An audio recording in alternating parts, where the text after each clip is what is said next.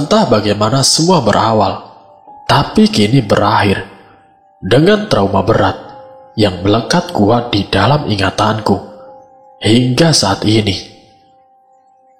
3 tahun yang lalu, aku bersama ketiga temanku yang bernama si Abdi, Cici, dan juga Aina membahas sebuah rencana liburan yang ingin kami adakan berempat.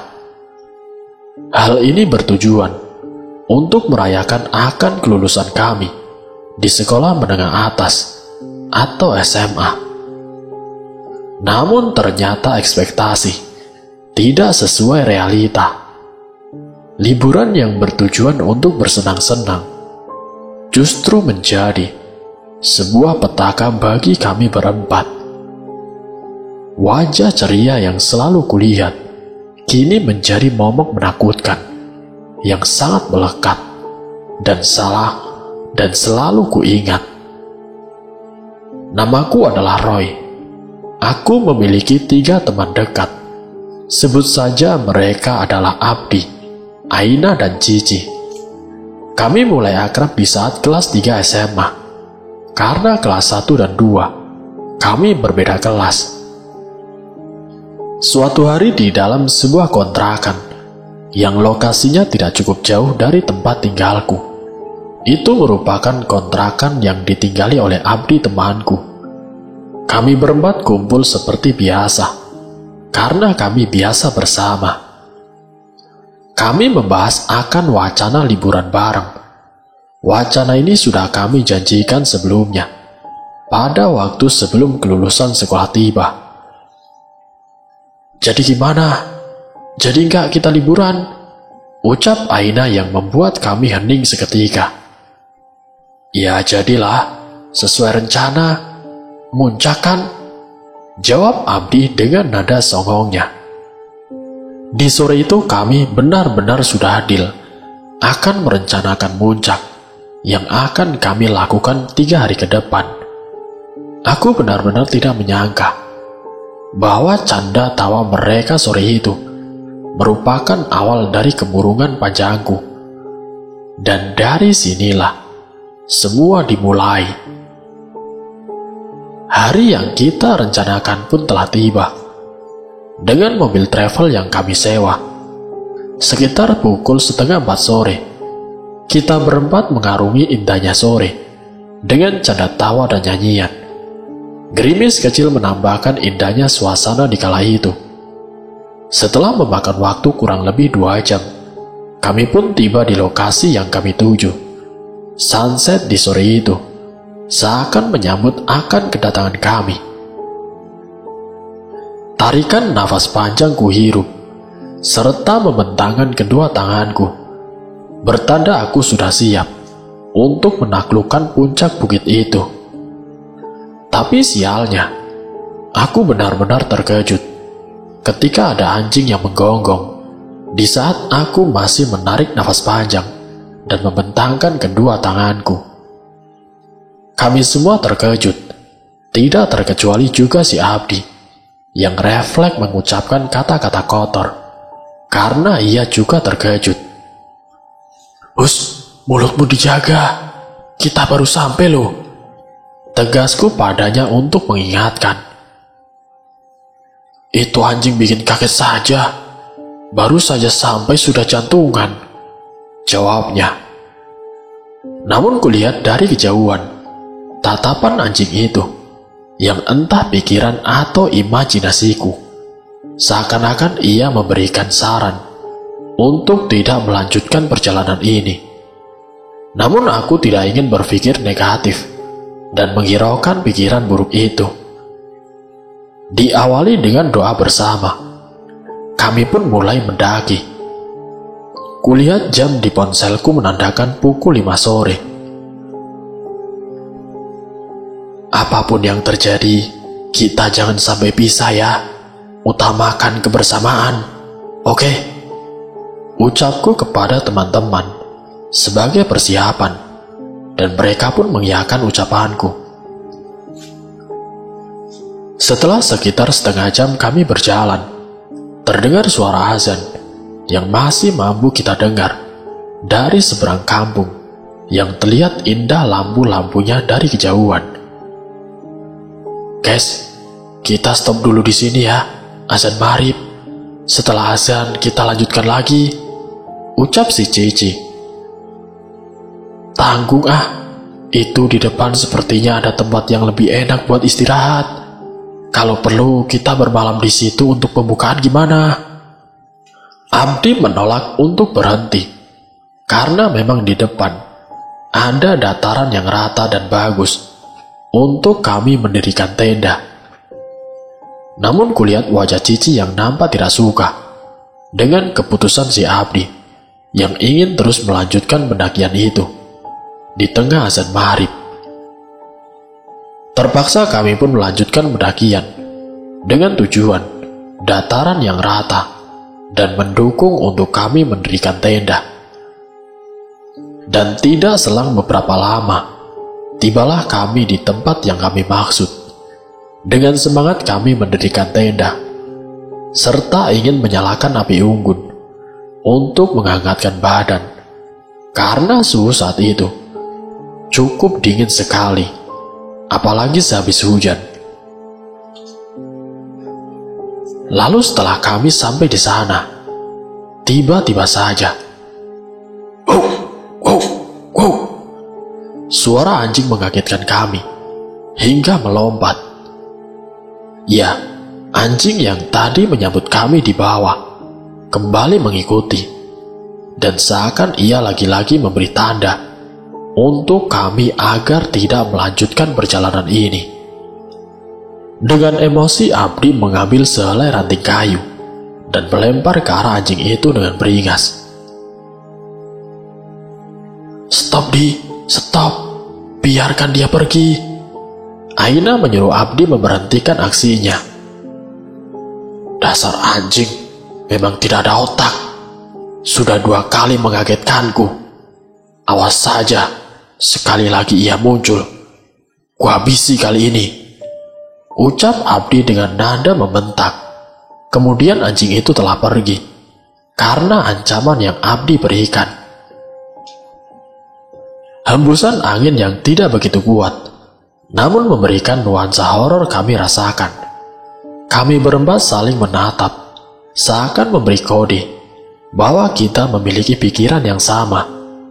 Lalu tiba-tiba, betapa terkejutnya kami berempat ketika melihat sosok hitam tinggi berambut panjang warna putih.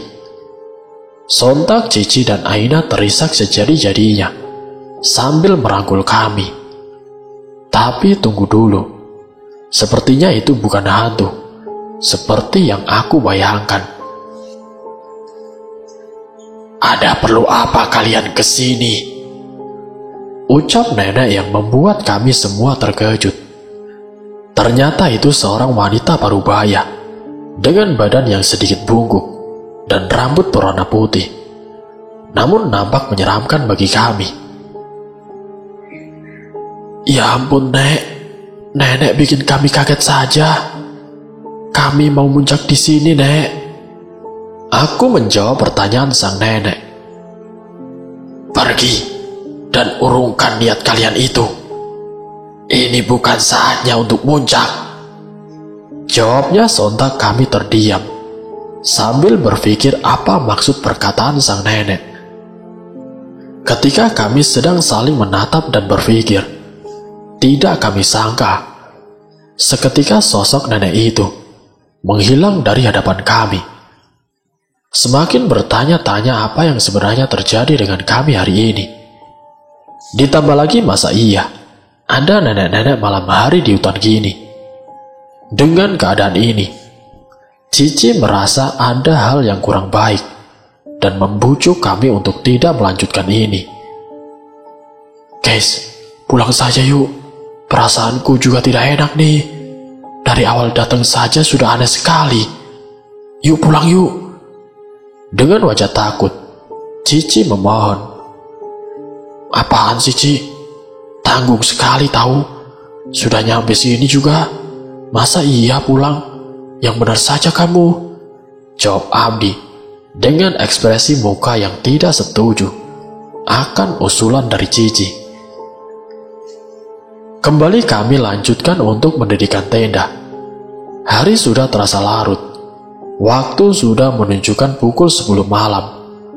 Keadaan kita saat ini memang sudah berbeda. Tidak seperti awal datang yang ceria. Namun saat ini terlihat was-was dan siaga di wajah kami semua. "Guys, aku mau buang air kecil. Tolong temenin," ucap Aina, meminta kami untuk menemaninya. "Kencing di situ saja, jangan jauh-jauh. Kan kelihatan dari sini," ucap Abdi. "Enak saja. Matamu itu kemana-mana ntar." Dengan keadaan ini, Cici mengajukan dirinya untuk menemani si Aina. "Ya sudah, ayo sama aku. Roy, Abdi, tunggu di sini. Kalau dalam 10 menit kami tidak balik, salah satu di antara kalian harus cari kami ya," ucap si Cici. Aku pun meminta agar mereka cepat dan jangan jauh-jauh. 15 menit berlalu. Tidak ada tanda kemunculan Cici dan juga Aina.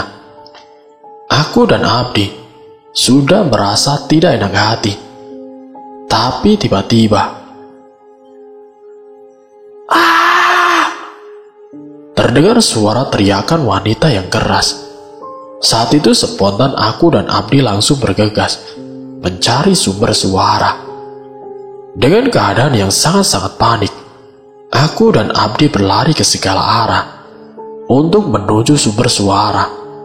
Namun kami tidak menemukan apa-apa. Suara pun berhenti.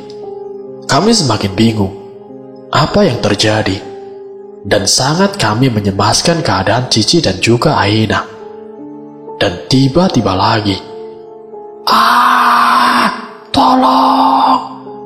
Kembali terdengar suara teriakan. Kami kenal suara itu. Ya, itu suara Aina. Bergegas kami kembali berlari menuju sumber suara. Tapi tiba-tiba, kembali kami tidak menemukan apapun. Serta suara itu juga kembali tidak terdengar. "Apa ini, Di? Apa yang terjadi? Kita harus ngapain?" ucapku yang panik. "Aku juga bingung, Roy. Sebenarnya apa yang terjadi? Kita sudah jauh berlari. Bahkan aku sudah tidak ingat lagi jalan kembali menuju tenda."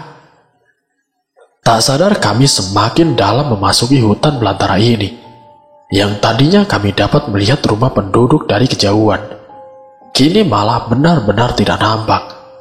Sejauh kami memandang, hanya ada pohon-pohon rindang. "Ini sudah kacau, Roy. Bagaimanapun kita yang mengajak mereka ke sini, kita harus menemukan mereka. Bagaimanapun caranya. Sekarang lebih baik kita mencar. Aku menyimpan 3 peluit di kantongku. Ini, ambil 1. Selalu tiup peluit ini 30 detik sekali, supaya kita saling mengetahui posisi sama lain." Aku pun mengiyakan usulan itu, dan mengambil 1 peluit dari tangannya.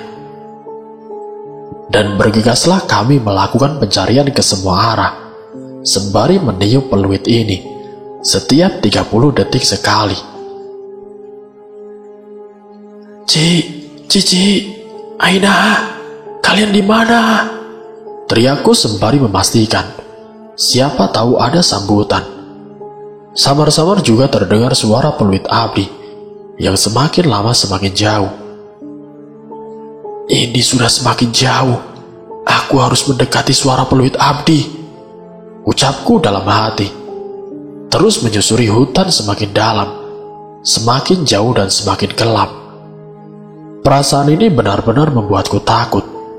Tapi rasa takutku lebih kuat dari rasa takut ini. Tapi aku baru sadar bahwa aku tidak mendengar suara peluit Abdi. Sontak aku pun meniup peluit itu sekencang-kencangnya agar Abdi membalas sautanku. Namun tidak ada satupun suara sama sekali di sini. Dan saat itu aku benar-benar panik dan berlarian dengan badan yang gemetar. dan menahan tangis yang ada di mataku. Kulihat ponsel yang tidak memiliki sinyal, dan melihat jam yang menandakan hari sudah pukul 4 pagi. Tidak terasa, aku berlari sampai subuh. Prit, prit. Tiba-tiba ada suara peluit. Abdi, Abdi, Abdi. Aku pun berlari, sambil meneriaki nama Abdi. Semakin lama semakin dekat, dekat dan dekat. Aku merasa peluit itu sudah berada tepat di depan mataku. Tapi aku hanya menemukan peluit yang tergantung di ranting kayu, dengan noda darah yang melekat di sekitar ranting itu. Sontak aku menjadi sangat panik. Sambil menangis, aku berlari ke sana kemari, sembari meneriaki nama mereka bertiga. Abdi, Aida, Cici, kalian di mana? Teriakku sembari menangis, dan aku benar-benar merasa sudah tidak tahan lagi dengan keadaanku yang mulai rapuh dan lemas, dan kemudian aku terjatuh pingsan. Entah pukul berapa aku terbangun dari pingsanku. Dengan posisi terlentang, aku memandang dedaunan yang rindang dengan sorotan mentari pagi yang mengarah tepat ke kelopak mataku. Tertati-tati aku mencoba untuk bangkit. Terlihat sebuah ranting yang cukup kuat yang dapat membantuku untuk duduk. Aku berharap aku telah bangun dari mimpi burukku. Kulihat sekelilingku hanya ada pohon-pohon besar dan kicauan burung-burung. Kembali aku meneteskan air mata. Aku menangis sejadi-jadinya. Aku benar-benar tidak habis pikir dengan semua kejadian ini. Dengan sayup-sayup mataku, terlihat sesosok anak kecil berdiri di depanku yang berjarak sekitar 10 meter dan berdiri membelakangiku. Dengan rasa takut dan juga gemetar, aku mencoba memperhatikan, tapi dia hanya berdiri diam saja. Kudekati sosok anak kecil itu, karena pikiranku sudah kacau. Mau tidak mau, harus kuhadapi. Perlahan aku mendekat. Aura semakin terasa kuat, yang membuat bulu kuduku merinding. Tepat di hadapanku, sesosok anak kecil itu, dengan rambut pendek dan memakai pakaian coklat yang terlihat sangat kumuh. Kutepuk pundak anak kecil itu, yang membuatnya menoleh ke arahku. Dengan sedikit menjauhkan wajahku darinya, aku berpikir bahwa anak ini pasti memiliki wajah yang buruk, dan jelas itu pasti hantu. Tapi ternyata bukan. Dia benar-benar manusia yang normal. Kakak siapa? Dengan nada halus, anak kecil itu bertanya. Kamu yang siapa, Dek? Kok anak kecil ada di hutan seperti ini? Kamu sama siapa di sini? Ujarku sembari memperhatikan semua anggota tubuhnya dan memastikan kalau dia adalah manusia. Aku tinggal di situ, Kak. Ayo mampir, ujar anak kecil itu sambil menunjuk ke arah gubuk. Ya, ada sebuah gubuk yang cukup layak ditinggali di tengah hutan ini. Kemudian dengan memegangi tangan anak itu, aku menuju gubuk itu, dan sampailah aku di sana. Terlihat kondisi lantai yang berdebu dan ditutupi daun-daun yang berjatuhan. Kamu yakin tinggal di sini, Dek? Kamu beneran manusia kan? Tanyaku kembali memastikan. Ayo silakan masuk, Kak, ajak anak itu, sembari membuka pintu dan menawarkanku untuk masuk ke dalam. Tidak lama kemudian, muncullah seseorang yang aku tidak asing lagi dengannya. Aku dibuat tambah bingung dan heran. Ternyata orang itu adalah nenek yang pernah kulihat di awal pertama aku datang. "Mana ketiga temanmu yang lain?" Dia bertanya dengan santai dan muka yang datar. Seketika emosiku memuncak, karena aku yakin ini semua perbuatannya. "Mana teman-temanku? Kau kan yang menculik mereka semua. Dari awal kau sudah mengikuti kami, hingga semua teman-temanku menghilang. Mengakulah nenek tua." Dengan emosi, aku membentak wanita tua itu. Namun dengan santai ia menjawab, "Bukannya dari awal kalian sudah mendengarkan ucapanku, tapi kalian malah hiraukan dan terus melanjutkan pendakian ini. Jangan banyak bicara nenek tua. Apa yang kau inginkan dari kami? Apapun akan kuturuti kemauanmu, asal kau kembalikan ketiga temanku sekarang." Namun dengan tegas nenek itu menjawab, Bukan aku yang menginginkan apa-apa, tapi penghuni alas hutan ini yang menginginkan kalian. Aku sudah memperingatkan kalian, tapi kalian acuh dan menghiraukan perkataanku. Sekarang kau hadapi akibatnya." "Apa kau sudah gila, nenek tua? Ini semua pertaruhan nyawa. Kau malah berbicara omong kosong seperti orang bodoh," ucapku dengan emosi, sembari menunjuk wajah sang nenek. Sang nenek pun menghela napas panjang, lalu berkata, "Beberapa tahun yang lalu, tepat di bulan ini juga, ada 3 orang pria pendaki bukit di sini. Namun setelah 1 bulan mendaki, mereka tidak kunjung turun dan dinyatakan hilang sampai sekarang. Semenjak kejadian itu, ada beberapa orang juga menghilang di bulan yang sama. Jadi penduduk di sini melarang para pendaki untuk mendaki di bulan yang sama, yaitu di bulan di mana mereka dinyatakan hilang. Juru kunci bukit ini pernah berkata, jika ingin melepas kutukan ini, harus ada yang menemukan tengkorak 3 mayat itu, maka kutukan akan hilang. Dan jika ada yang menghilang di bulan itu, cepat-cepatlah, segera ditemukan sebelum 30 hari. Jika sudah lewat dari 30 hari, warga di sini sudah memastikan kalau mereka sudah berada di dimensi lain atau mungkin sudah mati. Percaya atau tidak, itu sudah tradisi yang kami percaya sejak lama." Saat itu aku benar-benar bingung antara percaya atau tidak. Namun pikiranku kala itu sudah kacau dan pasrah.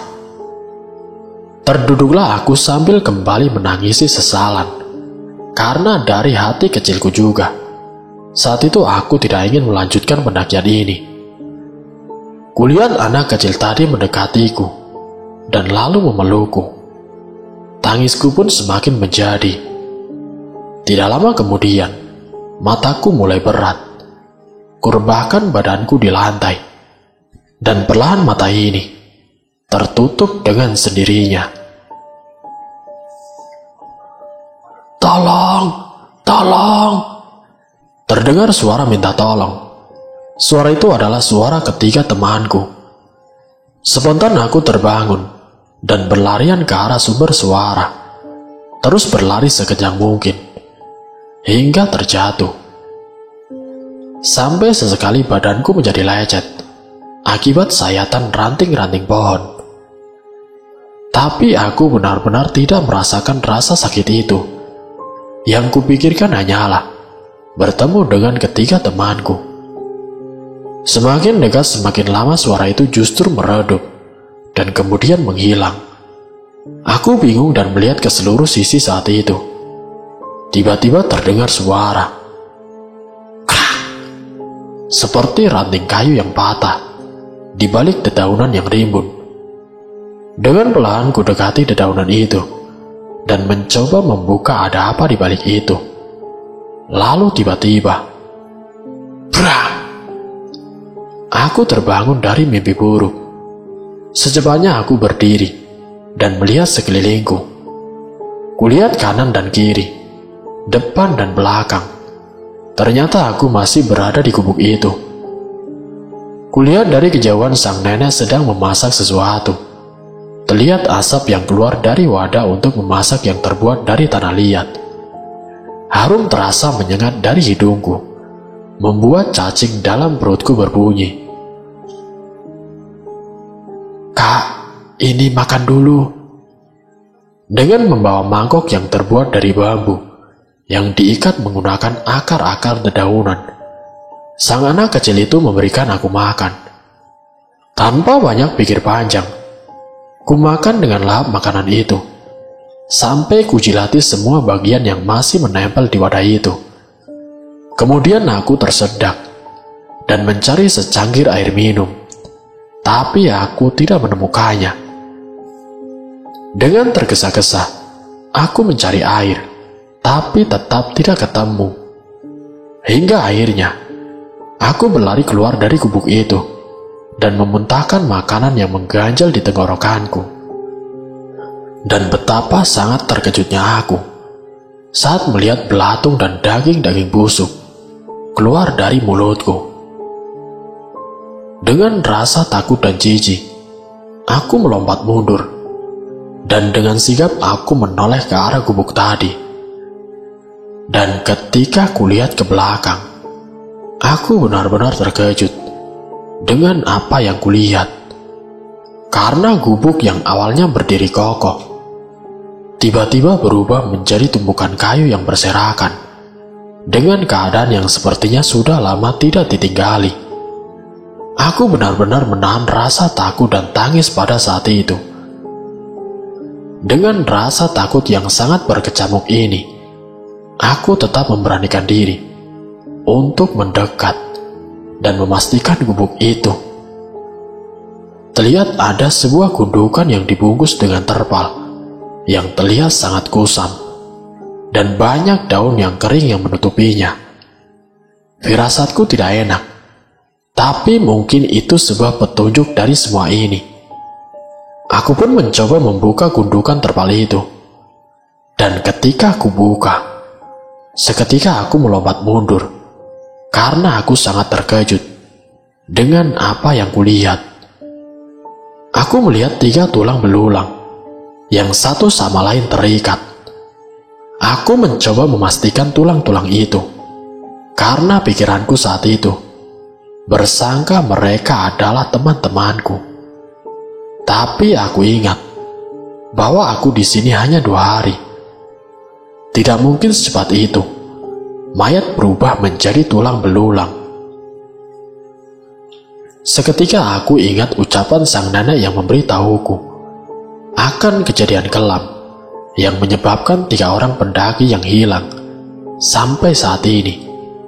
Aku bingung harus bagaimana karena tidak dapat menyelesaikan masalah ini. Dan sampai saat ini, aku belum bisa menemukan ketiga temanku yang hilang. Aku kemudian memutuskan untuk berlari ke segala arah. Dengan menahan air mata yang tidak henti-hentinya mengalir. Sungai-sungai ku seberangi, ranting-ranting ku hantam, sampai membuat semua badanku menjadi lecet. Aku benar-benar sudah letih. Ya Tuhan, aku pasrah dengan semuanya. Aku berserah kepadamu. Tolong ampuni dosa-dosaku selama ini. Ucapku sambil menyerahkan diri kepada Sang Pencipta. Karena aku sudah tidak kuat lagi dengan semua ini.